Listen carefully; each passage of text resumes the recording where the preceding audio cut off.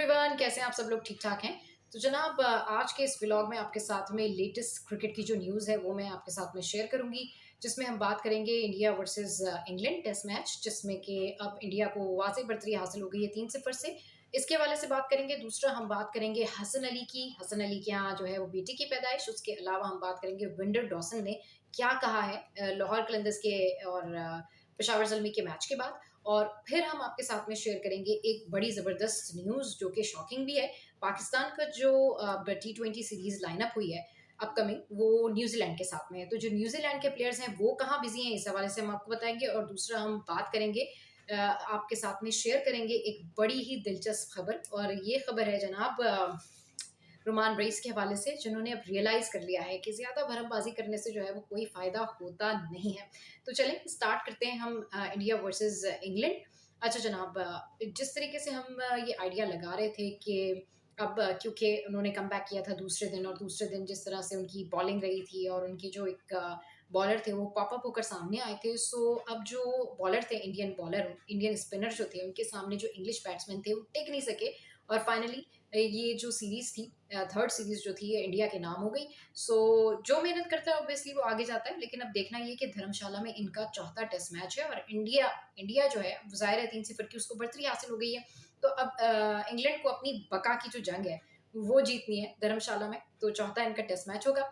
अच्छा, अब हम नेक्स्ट न्यूज़ की जानिब बढ़ते हैं। नेक्स्ट न्यूज़ है हसन अली की। हसन अली ऑब्वियसली कराची किंग्स के प्लेयर हैं, काफ़ी अच्छी परफॉर्मेंस है उनके यहाँ। आज ही उनकी बेटी की पैदाइश हुई है और इससे पहले उनकी जो है वो एक बेटी और है। और 2020 में उनकी शादी हुई थी, 2021 में उनकी एक और बेटी पैदा हुई थी। और उन्होंने अपने जो सोशल मीडिया प्लेटफॉर्म्स हैं वहाँ से उन्होंने शेयर किया है कि इट्स अ गर्ल, और उनका नाम उन्होंने रखा है हेज़ल हसन अली। सो बहुत सारी बेस्ट विशेस हसन अली आपके लिए, और ऐसे ही आप जो है वो आपको अल्लाह ताला खुशियाँ देता रहे और आप कराची किंग्स के लिए अच्छा परफॉर्म करते रहें। आपकी जो बॉलिंग है वो भी बहुत अच्छी चले, और इस दफ़ा वैसे उन्होंने बड़ी अच्छी बॉलिंग की भी है। अच्छा, नेक्स्ट न्यूज़ जो कि है आईपीएल से रिलेटेड भी और पाकिस्तान से रिलेटेड भी। जी हाँ, ये न्यूज़ जो है ये कुछ इस तरह से है कि अब न्यूजीलैंड का जो पाकिस्तान से T20 सीरीज़ है वो ऑलमोस्ट 14 से 28 अप्रैल तक लाइनअप हुई है। और मुमकिना तौर पर, मतलब एक्सपेक्टेडली, जो पहला मैच खेला जाएगा T20 का वो अप्रैल में खेला जाएगा, और ये मैचेस रावलपिंडी में और लाहौर में जो है वो एक्सपेक्टेड है कि वहाँ पर होंगे। अच्छा, अब 18 अप्रैल को पहला जो है वो मैच खेला जाएगा T20 का। 5 रोज़ा ये सीरीज़ है पाकिस्तान और न्यूजीलैंड के दरमियान। लेकिन प्रॉब्लम क्या है? प्रॉब्लम ये है कि हमेशा इंडिया ही प्रॉब्लम है। मतलब अब आईपीएल पाकिस्तान की इतनी बड़ी T20 सीरीज़ के आड़े आ रहा है। वो कैसे आ रहा है कि जो इनके प्लेयर्स हैं, जो एक्सपीरियंस प्लेयर हैं, वो अवेलेबल नहीं होंगे क्योंकि they will be playing IPL.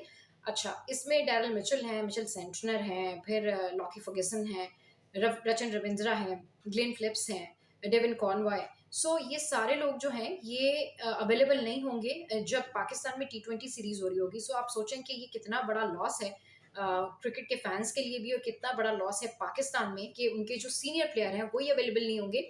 और एक तरीके का मजीद जो एक्सपीरियंस हासिल होता है हमारे प्लेयर्स को, इन प्लेयर्स को खेलने का, इनके साथ में जो है ये सीरीज खेलने का, वो हासिल नहीं हो पाएगा। बट लेट्स सी कि ये मैनेज किस तरह करेंगे, क्योंकि आईपीएल की जो डेट्स हैं, जो 21 मैचेस का शेड्यूल है आईपीएल का, वो तो अनाउंस कर दिया उन्होंने। ये तकरीबन 22 मार्च से जो है वो 7 अप्रैल तक है, और एक्सपेक्टेड जो है इनका मैच वो 26 मई को है। और यहाँ पर जो डेट्स हैं वो भी कुछ इसी तरीके से हैं कि पहला T20 जो है ना वो 18 अप्रैल को खेला जा रहा है। सो अब लेट्स सी कि ये दोनों जो इन दोनों की जो डेट्स हैं, मतलब हमारे T20 सीरीज की और उनके आईपीएल की, जहाँ पर न्यूजीलैंड के प्लेयर्स इस वक्त हैं क्योंकि वो आईपीएल खेल रहे हैं, तो ये कैसे मैनेज होगा, और पाकिस्तान को इसका खासा जो है ना वो नुकसान होगा।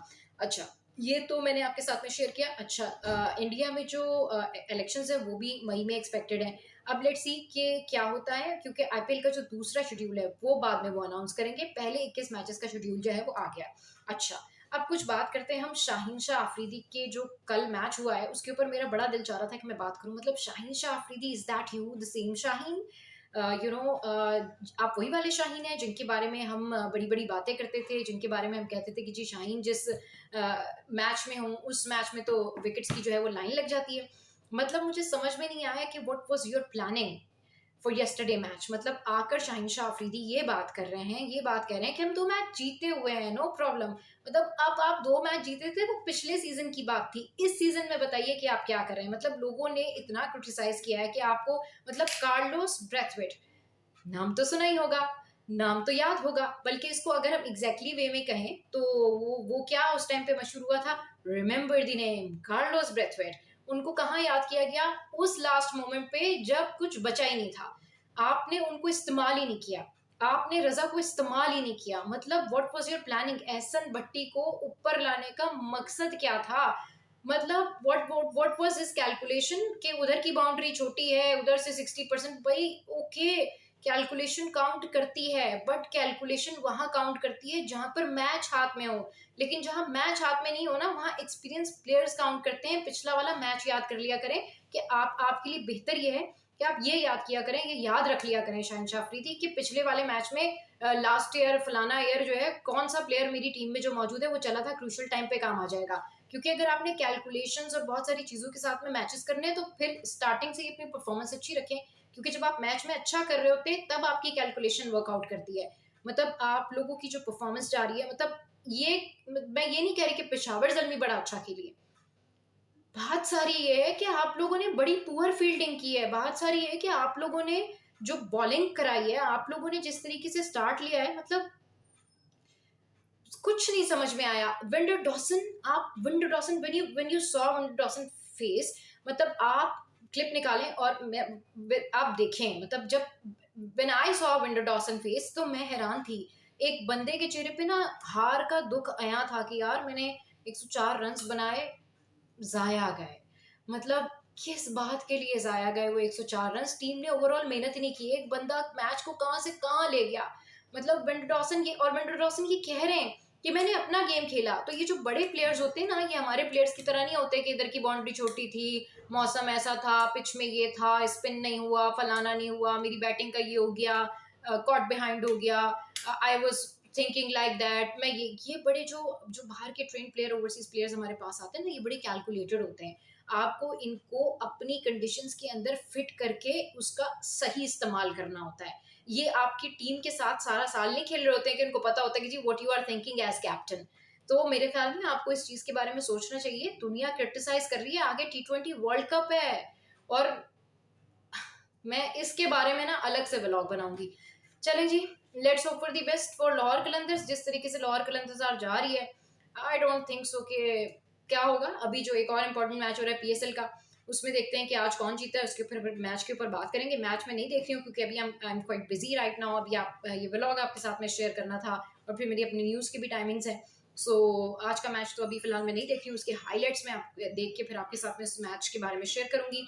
अच्छा, रोमान रईस इस्लामाबाद यूनाइटेड के साथ हैं और उन्होंने बताया कि उनकी फ्रेंचाइज जो है उन्होंने बड़ा सपोर्ट किया, और रोमान रईस फाइनली अब ये बात मान गए कि भाई हवा में उड़ने से कुछ नहीं होता। मतलब इंसान को ना हम्बल ही रहना चाहिए। जब आप हवा में उड़ते हैं ना तो फिर आप हवा में ही गायब हो जाते हैं। सो आप गायब ना हो, उसके लिए आपको बड़ा आजिज रहना चाहिए और बड़ा पुरज़्म है कि इस्लामाबाद यूनाइटेड के जो कुछ मैचेस थे उसमें जो उन्होंने गलतियां की हैं पूरी टीम ने एज कलेक्टिवली, वो अब जो है वो ठीक हो गई हैं इस सेंस में, क्योंकि अब जो है उनकी ये गलतियां जो है वो अब अच्छा, पता है क्या है, जैसे कोई आ जाता है ना सामने से तो फिर आप थोड़ा सा डिस्ट्रैक्ट होते हैं। तो इसलिए मैं बोलते बोलते उधर देख रही थी कि आया कौन है। खैर, अच्छा जनाब, तो रोमान रईसी कहते हैं जो कलेक्टिवली गलतियां थी ना वो सारी अब उन्होंने पॉइंट आउट कर ली हैं। अच्छा ही था कि अर्ली मैचेस में ये सारी उनकी गलतियां सामने आ गई हैं। अब टीम के लिए जो है जान लड़ाने की कोशिश करेंगे और कोशिश करेंगे कि वो जीतें। अच्छा जनाब, तो रोमान रईस का तो ये स्टेटमेंट आ गया, साथ साथ हमने आपके साथ में शाहीन आफरीदी के हवाले से भी तमाम तर चीज़ें शेयर कर दी हैं। अच्छा, एक चीज़ और जो ओवरऑल इस टेस्ट मैच के अंदर इंडिया वर्सेस इंग्लैंड वाले टेस्ट मैच के अंदर मैंने बहुत ज़्यादा नोटिस की है, इसमें जो प्रोमिनेंट अभी जो प्रोमिनेंट हुए हैं वो डेफिनेटली ध्रुव जुरैल बहुत ज़्यादा प्रोमिनेंट हुए हैं, और जिस तरह से उनके बारे में अब सोशल मीडिया, उनका मीडिया भी बात कर रहा है। सो आई थिंक ये मेरे ख्याल में उनको थोड़ा सा टाइम देना चाहिए। और ध्रुव जुरैल के बारे में इतनी ज़्यादा, मतलब इतनी स्टार्ट में इतनी ज़्यादा प्रोडिक्शंस या इतनी स्टार्ट में ही उनको इतना ज़्यादा जो है वो रूम नहीं देना चाहिए कि वो नेक्स्ट आप ही के लिए जो है वो अजाब बन जाए। अच्छा, इसके अलावा अब PSL के मैचेस में जनाब, जहां पर हर टीम जान लड़ा रही है वहां पर हर टीम ये साबित भी कर रही है कि हम कैच छोड़ने में सबसे आगे हैं। फील्डिंग जो है किसी टीम की इतनी अच्छी नहीं हो रही है। फील्डिंग में मुझे जो इंडिविजुअल फील्डर्स हैं वो समझ आ रहे हैं, इरफान न्याजी या फिर एक दो और हमारे प्लेयर्स हैं जो कि अच्छी फील्डिंग कर रहे हैं, लेकिन कलेक्टिवली कोई भी टीम जो है वो अच्छी फील्डिंग नहीं कर रही है। सो आज के व्लॉग से फिलहाल इतना ही। क्रिकेट की मजीद ताज़ा तरीन अपडेट्स के साथ हाजिर होंगी। लाइक कीजिए एंड सब्सक्राइब कीजिए।